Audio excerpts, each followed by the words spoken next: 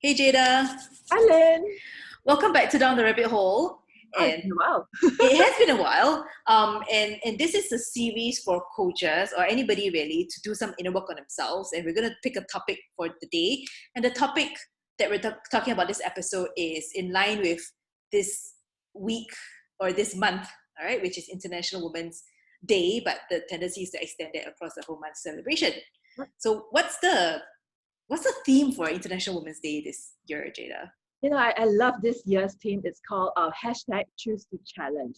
So, yeah, you agree with that, Lynn? Yeah. So, I think the whole idea behind this theme and based on what they are sharing is a challenged world is an alert world. So, individually, we are all responsible for our own thoughts, our own actions all day, every day, and we can choose to challenge and call out gender biases and inequality, and we can all choose to seek out and celebrate women's achievement.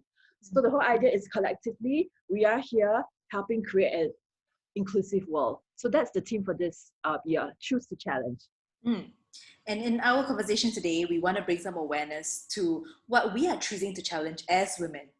Yeah. Right? And I love how it does, like what you said, give us an opportunity to step back and look at ourselves and own what's going on.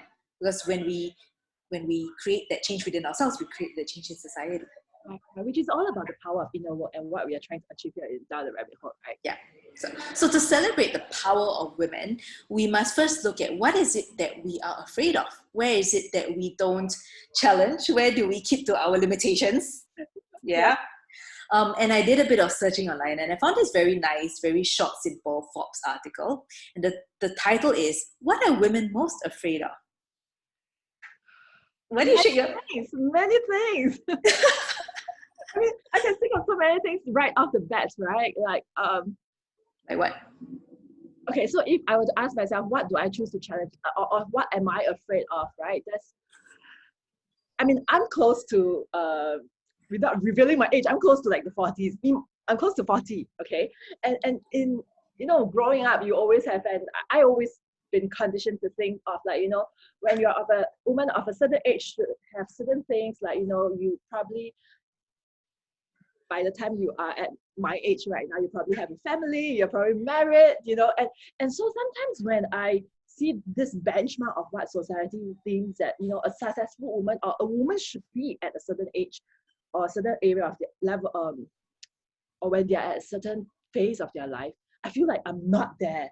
And when that happens, there's this like whole inner comparison, like, oh shit, why am I not there? Why is other women there? So this whole fear around, or rather not fear, but this comparison that's happening. Yeah. And do you then, as a result, take it on yourself and also other women? Take it out on yourself, I mean. I think it comes across as I will question myself or critique myself, like, hey, why are you not doing right? That not be at that same or having those things too, right? What do you not do right? What do you do wrong? Are you like, am I not good enough? All this typical comparison conversation and criticizing myself. And I think as a result also then when I look at other women, I will take a look and say, hey, it's a very unconscious judgment sometimes that or critique that comes up and say, why I'm a little oh, are you sort of hitting a inner block that yes. Because sometimes I recall when I was younger, right? I probably look at ladies or women who's in their late 30s or 40s, and if they don't have a certain, if they didn't hit certain thing, I'll be like, hey, what's wrong? Okay, I cannot be like that. I don't want to be like them. So in the sense, there's also a certain judgment of how other women are, right? Yeah. Other women. Yeah. I mean, I can totally resonate, Jada. Like between women, but we're saying this, and I'm sure not a lot of other women will agree because that's one of the things on this Forbes list. How women sometimes we don't support other women. So if I'm out and I see this woman who's dressed beautifully, perfectly, decked out in branded goods, and hair all done, I would go like, wow, she has a lot of time, I have 3 kids, or I don't have 3 kids yet, but I have 2.5 kids, I don't have time for all this, like, she must have spent like an hour on that. So then all these, I totally get all these judgments come. when actually, frankly, it's a waste of time. It's a waste of energy. It is, but it's also very unconscious that it's always running in the background. And then I'll catch myself and I'll go like, hey, why are you, if we are all about empowering women and about celebrating Internet Women's Day, right? Then we should all be standing together. But this very unconscious, like, judging or criticizing other women is there, is still present. And I think that's my piece of inner work that I have to do. Yeah. When we do that, we don't support the normalization of that women can have everything and be everything. And on a bigger picture, that is what I do want to stand for. Women can be powerful, can be successful, and look damn good, and have kids or not have kids, have a house, car, whatever, right? We can have everything. So why are you choosing to challenge for yourself this year, then? One of the things on this Forbes list, and I'll read out everything in a while, but one of it is actually success, right? Choosing to challenge success. And this author said it wonderfully: women fear success. Imagine that you live with a constant fear of being judged. And therefore, the natural reaction is to keep a low profile and not try to make yourself too noticeable, because if you're noticeable, you get attention. And with attention comes judgment. So I fear, I do fear reaching a certain level of success. Even saying it is scary because of the perceived judgments that come along with being a successful woman, or even saying that about myself.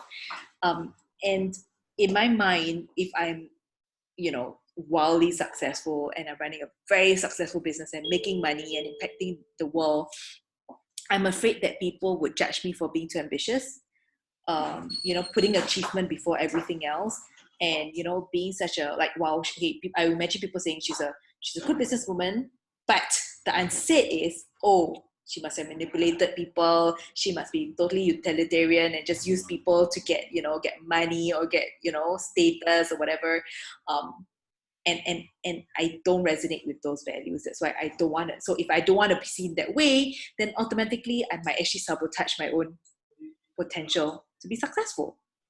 Wow, that's interesting. I didn't know that. I mean, like you have like the connotation of success. It would equals to being manipulative, or being too ambitious and all that. And I do think it's part of what I do think it does form my self-sabotage pattern, because there is an image of myself that I always want to preserve. Being humble, being friendly, being fun to get along with, doing very meaningful work, and I don't really have a strong relationship to money or being wealthy, but success is often seen coupled with those things, so there's that rejection to success. Okay. So in that awareness, right? I mean, having that awareness, how would you then choose to challenge this? How would you choose to embrace success in this case? That's a good question, Jada. And I think the moment you asked that, and I've never thought about this before, I think I need to start to visualize a different kind of success. How can I do all those things, right? Be wildly successful, make money, have an impactful, or do impactful work, but at the same time be liked, be respected, for the good things, and not because I clawed my way to whatever. Change that mental picture in my mind first. So I can write off what you say, right? I think having that change in our own image or understanding of what success is in our mind first.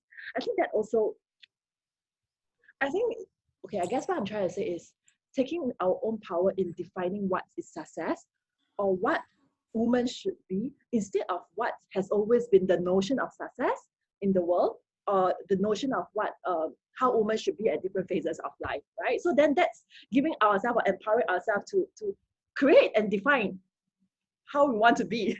Yeah, I love that. It's just earlier on today, a coach friend was telling me, this phrase, you walk your path out. So what does that look like for you, Jada, instead of comparing? So if you choose to challenge this fear of yours, which I'm hearing is a fear of inadequacy or not there yet, not good enough, something like that. I think it's I think this has always been my inner work for a long while already, and I think it will always be part of the process, right?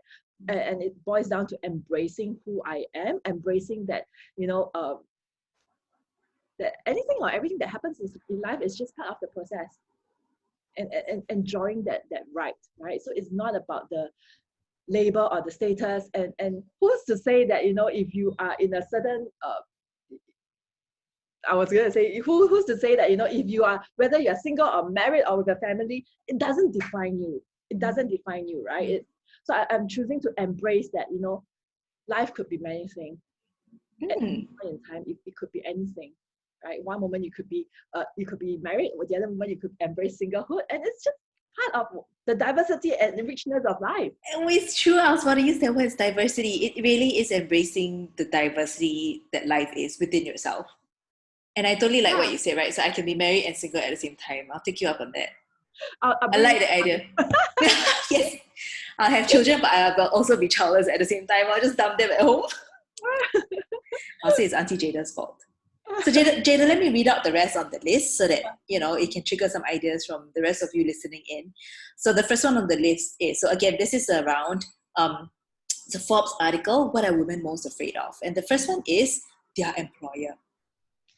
And I can imagine that because the employer holds all the power, right? Common questions like, what will my employer think of me? Will my salary increase or decrease? Will I get promoted or not? And I know for sure women who are pregnant or who have children, they often worry about this because the moment you're pregnant, you're seen as, oh, she's going to be out for another X number of months, right? So that's one on the list. The other one is what you mentioned, which is other women. So it's very often the elephant in the room, and nobody wants to touch upon the topic, but the fact is that women are often the biggest critics of other women. Yeah. Okay, the third one is success, which is my example. And the fourth one is themselves. They fear themselves. You like fearing the power that they could have, the light that they have within. Yes. That they are powerful beyond belief.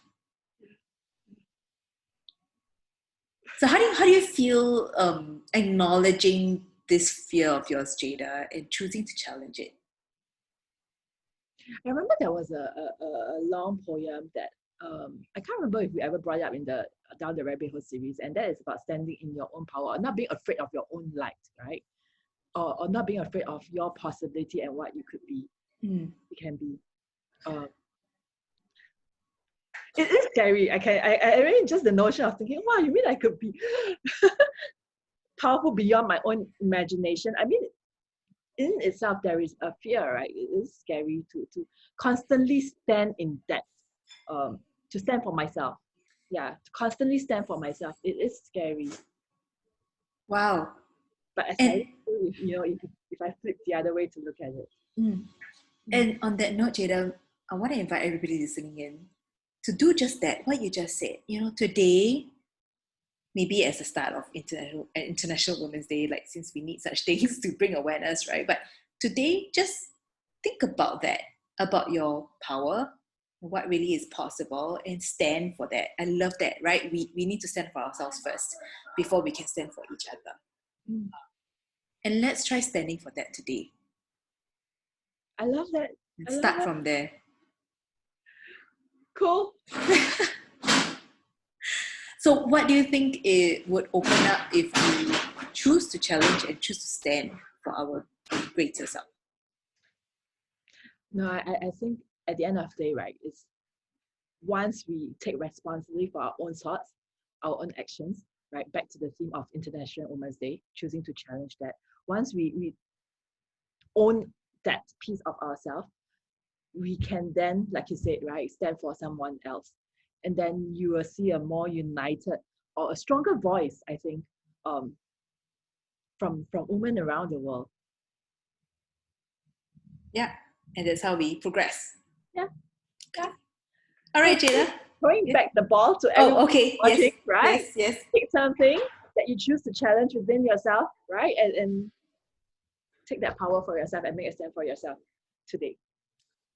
Happy International Women's Day, and it may not only be a day but a life.